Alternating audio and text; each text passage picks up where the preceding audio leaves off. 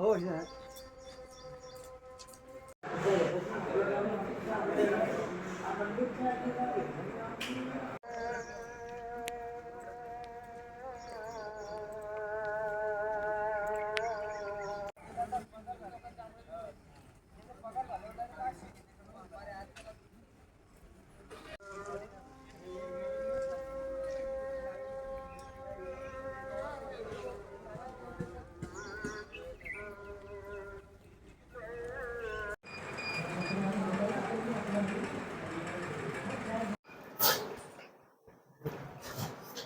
आप सवाल पूछिए। राष्ट्रीय वैद्यकीय आयोगाने आपल्या महाविद्यालयाला कारणे दाखवा नोटीस बजावली आहे. काय नेमका ठपका ठेवण्यात आला? राष्ट्रीय आयुर्विज्ञान आयोग म्हणजेच NMC यांनी शासकीय वैद्यकीय महाविद्यालय बुलढाणा यांना काही बाबीमध्ये आपल्याकडे त्रुटी आहेत असं एक शो कॉज नोटीस, कारणे दाखवा नोटीस बजावली होती. त्याच्यामध्ये मुख्यतः वैद्यकीय शिक्षकांची कमतरता, त्यांची कमी हजेरी आणि मुलांच्या शिक्षणाकरता डेड बॉडींची संख्या कमी असणे, हॉस्पिटलमध्ये ऑपरेशन थिएटरची संख्या, तसेच ऑपरेशनची संख्या, तपासण्यांची संख्या कमी असणे, हे मुद्दे अधोरेखित केले होते. त्याच्यामध्ये बेड ऑक्युपन्सी रेट म्हणजे रुग्णालयामध्ये लोक भरती किती असतात याच्यावरही थोडंसं त्यांना आकड्याविषयी शंका होती.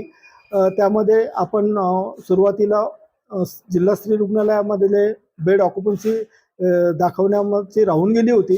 त्यामुळे ते निदर्शनास आणल्यामुळे आपली बेड ऑक्युपन्सी त्यांना अपेक्षित मानकामध्ये पूर्ण बसते. शिवाय बाकीची जे आहे ऑपरेशनची संख्या ती आपल्या जवळपास पोहोचत आहे. त्यामध्ये आता वैद्यकीय महाविद्यालयातील शिक्षकांची संख्या वाढल्यानंतर ऑपरेशनची संख्या वाढेल आणि ही त्रुटी पूर्ण करता येईल. बाकी डेड बॉडीज मिळवण्यासाठी आम्ही प्रयत्न करत आहोत. वैद्यकीय शिक्षणामध्ये जे अध्यापक वर्गांची संख्या आणि त्यांची बायोमेट्रिक अटेंडन्स कमी आहे ह्याची आम्हालाही ते मान्य आहे आणि त्यामध्ये शासन स्तरावरून विविध प्रकारे अपॉइंटमेंट्स केल्या जात आहेत. त्या लवकरच अपॉइंटमेंट केल्या जाऊन ह्या सगळ्या त्रुटी पूर्ण होऊन लवकरच यावर्षीच्या ॲडमिशन्स पूर्ण होतील अशी मला आशा वाटते. आपले किती पदे मंजूर आहेत आणि किती सध्या आहेत? राष्ट्रीय आयुर्विज्ञान आयोग म्हणजे NMCच्या मानकानुसार 100 विद्यार्थी प्रवेश क्षमतेसाठी 85 म्हणजे शिक्षकांची गरज असते. त्याच्यामध्ये आपल्याकडे जवळपास एक 30-32 शिक्षक सध्या उपलब्ध आहेत आणि बाकी शिक्षकांसाठीची भरती प्रक्रिया सुरू आहे. लवकरच आपण उपलब्ध इलिजिबल जे शिक्षक आहेत त्यांची नेमणुका करून आपलं कॉलेज परिपूर्णरित्या सुरू राहील याच्यासाठी पूर्ण प्रयत्न करणार आहोत. सेकंड इयरची सध्या ॲडमिशन सुरू होत आहे, त्या कशी तयारी आहे? यासाठी आपले जे काही सेकंड इयरसाठी लागणारे विभाग आहेत त्यांच्यासाठी लॅबॉरेटरीजची उभारणी सुरू आहे आणि